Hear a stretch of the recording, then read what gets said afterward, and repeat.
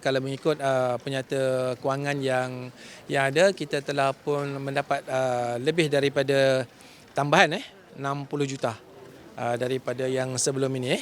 Jadi dengan pertambahan tersebut kita boleh mengadakan lebih banyak program ataupun pembangunan, memperbaiki infrastruktur dan menyediakan kemudahan-kemudahan yang diperlukan oleh pembayar-pembayar cukai ataupun pemilik-pemilik properti yang ada di dalam daerah Kelang ini. Dengan pendigitalan tersebut, masyarakat Kelang telah pun mula untuk menjelaskan bayaran cukai taksiran dan juga melaksanakan permohonan-permohonan mereka seperti tempah dewan, bayaran kompaun dan sebagainya melalui atas talian.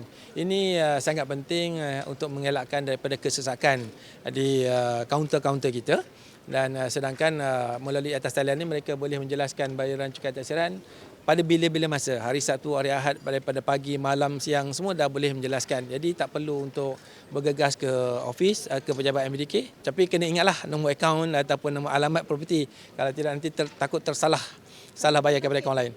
Setakat ini sambutan sangat menggalakkan. Dan kita telah pun berjaya mengutip cukai taksiran dan lebih daripada 600,000 transaksi berlaku di atas talian sepanjang ini. Pada tahun 2005, 600,000 transaksi berlaku.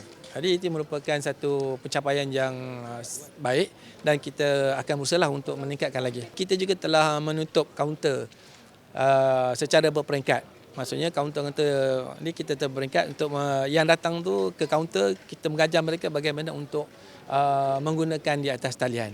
Jadi bila kaunter berkurangan, maksudnya pegawai dan tangan kita boleh kita tempatkan untuk menjalankan tugas di sektor-sektor lain ataupun dia berada di belakang tabir untuk melaksanakan kerja.